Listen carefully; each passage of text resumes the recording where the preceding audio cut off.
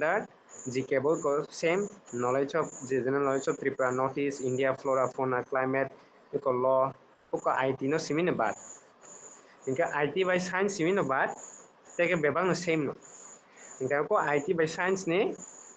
वो subject simi से और जगह difference होगा forester by forest guard इनका kan noro nugi man na noro forester ni pore kanke forest guard ni bo already se pore jakse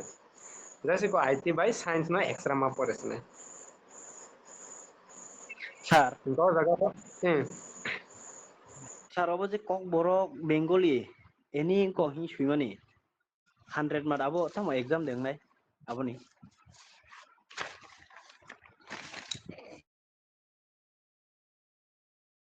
exam na na bro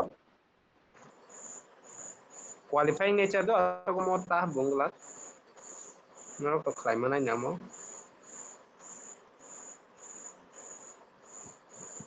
इनके जे बाक्सा और जगह किसा difficult ngai borok tak to ko roman script by bo ko borok sije afan khanai do oro bengali by fan sine borok ko borok gangke je hindi nanai rok bon by kisa difficult nai do norok kisa borok nai nai ti इनके फियाबा नोंनि main selection के purely इको written by नोंनि तो अमोते just qualifying nature से যদি বড় জায়গাও ন মানে dictation of khai kan khabate bo easy khanai फियाबा नि आं बो confirm या को confirm khlai ne na ani main ko mong kan ka mo written exam nai tan ko 40% qualify ka kan muslim written nang to इनके अमो तो qualifying nature ba I hope joto no khlai mana इनका मतलब syllabus no clear khana difference kan ke IT by science ni forester by forest guard ni इनका के जगह 10 standard man ri rekha इनका 10 standard tampor ya je jengbai kring norok jengbai kring tong kan ke norok bebang no notes ko manai phiaba norok baksa tong na khatarni jengbai aige chini student ya amor student chini jengbai enroll khaje aro boroni bangai bo o kaisa jengli jonai norok self study khaine ke bo oboni basis থেকে খাই mana गाजर syllabus clear bile na joto ni thango इनके अमन चिनी road map ngai do o exam no जों चिनी coaching o जों बाहाय के खलायनाय का cover खायनाय का syllabus no 10 standard ni ri जा इनके फियाबा 10 standard tam tong na bo saime bile na इनके mo Tripura o to forester ni tabo na exam go आगे बहुत यारंग मानी गांगे previous year question auto करे तब से कम भाई आगे रो तो इंटरव्यू को गन सिंगी था इनका तब से बड़ा मैसेज को रिक्रूटमेंट रिटन एग्जाम तो नहीं था गांगे जों question माने बाहाय के खायनाय बाहाय के फ्रेम खायनाय अब वो चिनि डिफिकाल्ट नि थांदो स्पेशली जे सेल्फ स्टडीज खायनाय गांगे चिनि ओके जों ताम खाय खांके जे आलका स्टेट आसाम वेस्ट बेंगल उड़ीसा तामिलनाडु हायरको बरबो फरेस्टर रिक्रूट थायो तो गांगे अरनि सिलेबास बाय चिनि त्रिपुरानि सिलेबास मोर और लेस जे क्वालिफाइंग पेपर नो बाद खाय खाके मोर और लेस जतनि सेम दङ गांगे चिनि जों ताम खायनाय गांगे चिनि जे जों क्लास ओ मनि बेसिस नो जों को सिलेबास को प्रिपेयर खाजा गांगे ओ मनि बेसिस जों मॉक टेस्ट बो होबाय so that sini bebang no pura syllabus no exam ni sekam bebang no complete ini mana te इनका का हम बंग ने कैसे से लीस्ट प्रिपेयर खजे तो और जगह तो 10 स्टैंडर्ड इंग्लिश नि जा गाव जगह ताम फाइने उस टाइम या गांका पैसा जोंबो निजे न जोंबो टीपीएससी रो क्रैक खजे गांका सिनो आइडिया दं टीपीएससी रो बाहाय के पैटर्न दं गांका न साइमन नाय न टिपानि जेकुनो एग्जाम रो गांका टिपानि जेकुनो क्वेश्चन पेपर बरक निजे नि सामिया तो बर आलकान नो कॉपी खे example TPSC गांका UPSC know copy खे सेम एवरीथिंग के टीपीएससी नि पैटर्न नो कॉपी खे इनकम हाइकेनो गोबां माने जों आलका स्टेट नो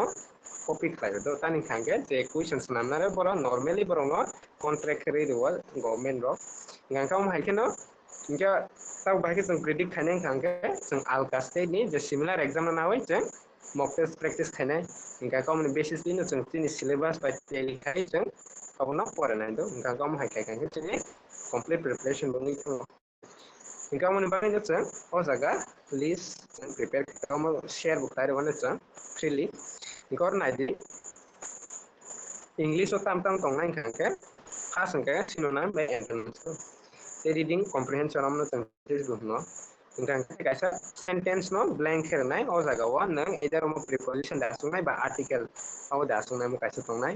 ngka error correction sentence kaisa incorrect nai abo nang bo jaga error tong abo identify ba thaine ha kan nang bo jaga correction khaijang nai tong amno right answer rimar nai de Bevan MCQ format नंगे इनका तक ऐसे sentence ना rearrange clear नहीं बोलो पैराग्राम्बल दुखना इनका कैसा word ना रना हमने वन वर्ड सब्स्टिट्यूशन तामो हम क्या संग दो इनका तक ऐसा टेंस वॉइस टेंस ते नाउन नि फॉर्म रो हमारा बेसिक ग्रामर नि पार्ट बो इंग्लिश ऑफ खोदना इनका टोटल फॉर एग्जांपल 20 मार्क्स इनका English form K for example 30 marks इनका ते मैथमेटिक्स और 10 स्टैंडर्ड नि रखा फियाबा अब no tongnai do simplification tongnai percentage tongnai average tongnai ratio proportion time and work profit and loss LCM HCF simple interest compound interest the probability nor of maximum class 10 of probability like na okay area perimeter rectangle ni triangle circle rhombus parallelogram mo hai rong ne only area ba mo hai type of question phane do mostly okay omo hai rok jeng already jeng chini normal regular class of khlai tongo already recorded lecture of no nuk nai mane jeng bai ko kring khangke te abam no jeng katal ke bon noron bangai jeng abno session ar khine inka mo mathematics jeng thanga te english naidi o jaga o syllabus 10 standard hin ban rojak do 10 standard fiaba jamlo tisa jeng previous year question rok similar nature ni nai na khangke te TPS in rok similar level ni nai na khangke mostly obono tongo kita kaisa science ni rojak kita science o jeng kobangma part khlai mano kaisa ke physical sciences te kaisa ke life sciences inga physical sciences generally om hai syllabus no goi takhiri di do kobangma topic kobang phainai phiaba ni basic se phainai example norong no ang sungui mano kaisa ko kaisa simple do units and measurements ni no jotono science to khlai thika rom dang no sungka abo ni force ni do force ni SI unit tamong na naro pore kana muteman tong ko force ni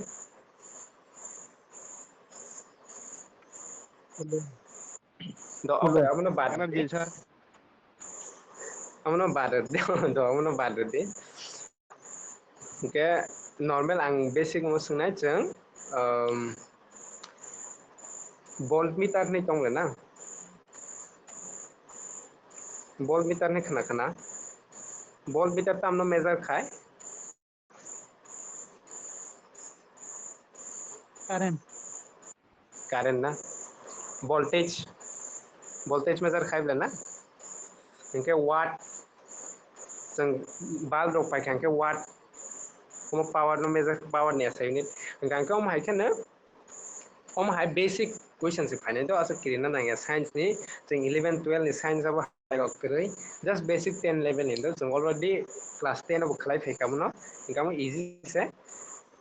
inke units measurement om hai question phane ta example force ni kan ke newton khana khab le na newton n ne जों n by denote khayo ingkan ke om hai ke kabang mana example air pressure or pressure ni kan ke pascal ba PA om hai ke जों class 10 ko I am sure joto no khlai thikna ingkan ke om hai no basic measurement rong ni time ni pani example odometer of speed no measure khaimani ingkan ke force te gravitation जों khaimano gravity जों tabuk जों sengsaro mane earth surface जों hingi tongmana bo gravity ni bagai ingkan ke friction motion tom hai kabang mana যে basic science তো basic science আছে কাফিয়া just basic সে আমার যত no সাইমানো science এর সুরি ইয়াপান সং যত ক্লাস 10 তো যত পাস খাইনা অস ফাইকা বলে না আঙ্কে আমো কিরিনা নাঙ্গে তো সায়েন্স এমো বেসিক সে ফাইনাই গাঙ্গে তে গেছে অ্যাসিড বেস তে অ্যাটম মলিকিউলস মানে বেসিক আইডিয়া তো তানি গাঙ্গে ধরো ফরেস্টার বা ফরেস্ট গাঙ্গে ধরো মেইন এম গাঙ্গে এনवायरमेंट नो प्रोटेक्ट खाइने हे देबा माने एनिमल रगनो को बक्सन रग जू रगो फान पोस्टिंग मानाय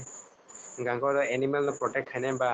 natural अमो no protect खाने soil no protect खाने गांग किसा science नि knowledge no कांके नोर नि कामो भी easy थांगो के नोर गतिसा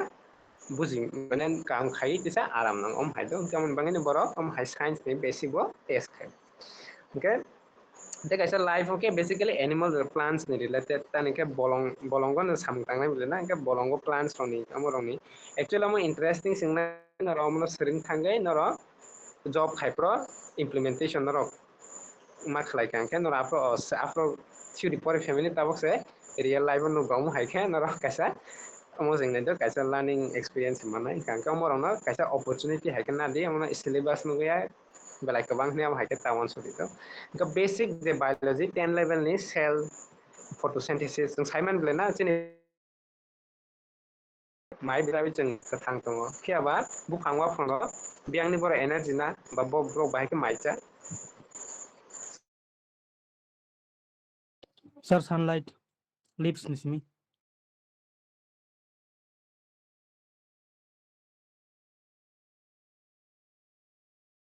एनर्जी ना ना ओ प्रोसेस ताम सगा फोटोसिंथेसिस ब्लेना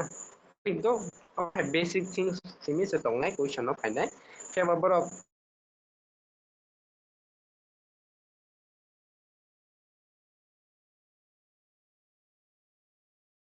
सा खरां खानालिया